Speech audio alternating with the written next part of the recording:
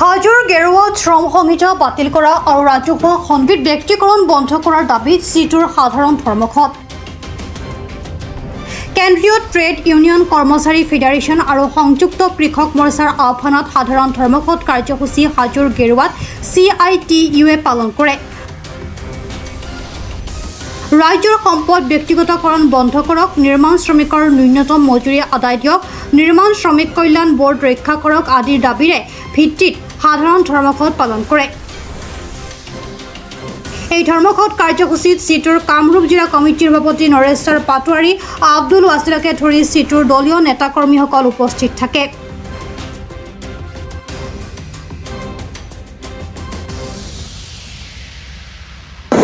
আজিৰ এই ধৰ্মঘটৰ কাৰ্যসূচী সৰ্বভাৰতীয় কাৰ্যসূচী।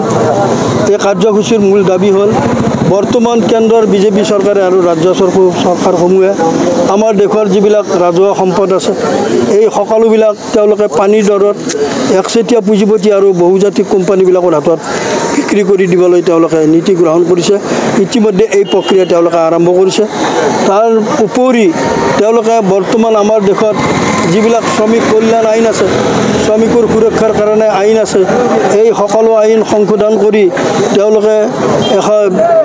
তেওঁলোকে শ্ৰম সংহিতা নামে এখন নতুন আইন, 4খন নতুন আইন তেওঁলোকে প্ৰৱৰ্তন কৰিব বিচাৰিছে। গতিকে যি এই নতুন শ্ৰম সংহিতা, এই শ্ৰম সংহিতাই মালিকক যথেষ্ট পৰিমাণে সুৰক্ষা দিব আৰু শ্ৰমিকসকলক মালিকৰ কাষত গোলামত পৰিণত কৰিব। শ্ৰমিকৰ কোনো অধিকাৰ নাথাকিব, তেওঁৰ কামৰ নিৰাপত্তা নাথাকিব, তেওঁৰ মজুৰি নিৰাপত্তা নাথাকিব, তেওঁৰ কোনো নিৰাপত্তা নাথাকিব।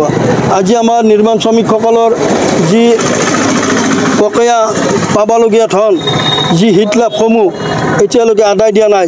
আজি 18 মাহ হৈছে নিৰ্মাণ শ্ৰমিকসকলৰ যিবিলাক পেঞ্চন হোল্ডাৰ আছে, এই পেঞ্চন হোল্ডাৰবিলাকক আজি পেঞ্চন দিয়া নাই। 2023 চনৰ পৰা নিৰ্মাণ শ্ৰমিকৰ ল'ৰা ছোৱালীয়ে পাবলগীয়া যিবিলাক শিক্ষাবৃত্তিৰ ধন আছে, এই শিক্ষাবৃত্তিৰ ধন বেংক একাউণ্টত জমা থকাৰ পিছতো এই চৰকাৰে দিয়াৰ কোনো ব্যৱস্থা কৰা নাই।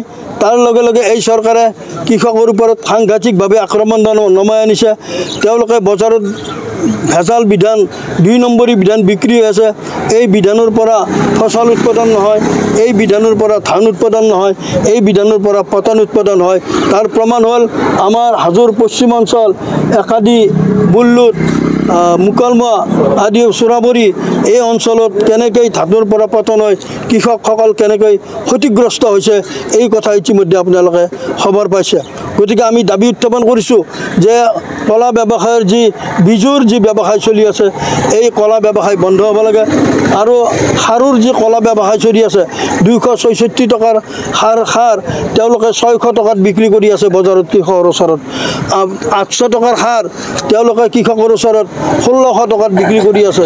গতিকে ঔষধ আজি যিবিলাক কীটনাশক দৰৱ আছে, এই দৰৱবিলাক আজি ভেজাল। এই দৰৱ ব্যৱহাৰ কৰিলেও ঔষধ বেমাৰ প্ৰতিৰোধ নহয়, কোনো কীট নিয়ন্ত্ৰণ নহয়। গতিকে আমি দাবী উত্থাপন কৰিছোঁ যে কৃষকৰ ওপৰত এই আক্ৰমণ বন্ধ কৰিব লাগে আৰু ক্ষতিগ্ৰস্ত কৃষকসকলক সম্পূৰ্ণ ক্ষতিপূৰণ দি তেওঁলোকক সহায় কৰিব লাগে। এই হ'ল চৰকাৰৰ কাম বুলি আমি দাবী উত্থাপন কৰিছোঁ। আজি সমগ্ৰ ভাৰতবৰ্ষত কেন্দ্ৰীয় ট্ৰেড ইউনিয়নসমূহ আৰু ফেডাৰেশ্যনসমূহৰ আহ্বানত, লগতে কৃষক মৰ্চাৰ আহ্বানত সমগ্ৰ দেশত সাধাৰণ ধৰ্মঘট পালিত হৈছে। আমাৰ হাজো অঞ্চলতো আমি গেৰুৱা চকত আমি সকলো শ্ৰমিক সমবেত হৈ ইয়াতে আমি ছাত্ৰ, যুৱক, কৃষক সকলো সমবেত হৈ আজি ধৰ্মঘটৰ আমি ইয়াতে এটা অৱস্থান কৰিছোঁ। লগতে চৰকাৰৰ যি জনবিৰোধী নীতি, এই নীতিৰ বিৰুদ্ধে আজি ৰাইজ ওলাই আহিছে।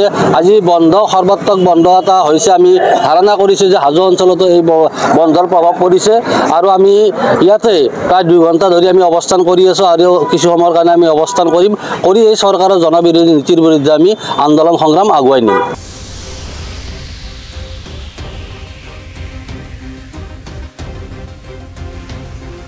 হাজোৰ পৰা কমলাকান্ত দাসৰ ৰিপৰ্ট, প্ৰাত টাইম ডিজিটেল।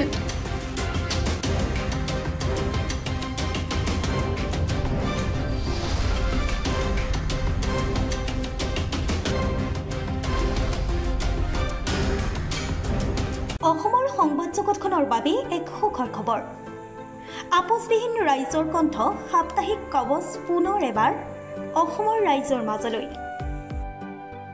স্বত্বাধিকাৰী প্ৰণীতা কলিতাৰ দ্বাৰা প্ৰকাশিত আৰু আপোচবিহীন একাংশ নপুৰণি অভিজ্ঞতাপুষ্ট সাংবাদিকৰ দ্বাৰা প্ৰচাৰিত তথা eco printing press Guwahati Katabari গড়চুকত মুদ্ৰিত সাপ্তাহিক কবচ এতিয়া অসমৰ বিভিন্ন প্ৰান্তত উপলব্ধ। আমাৰ ঠিকনা মুখ্য কাৰ্যালয় অসম ফৰেষ্ট স্কুল হৰিমন্দিৰ পথ গুৱাহাটী আৰু উপ কাৰ্যালয় Kalita market Bijoynagar Kamrup Assam. Mobile number হৈছে 9435114666 70024728813।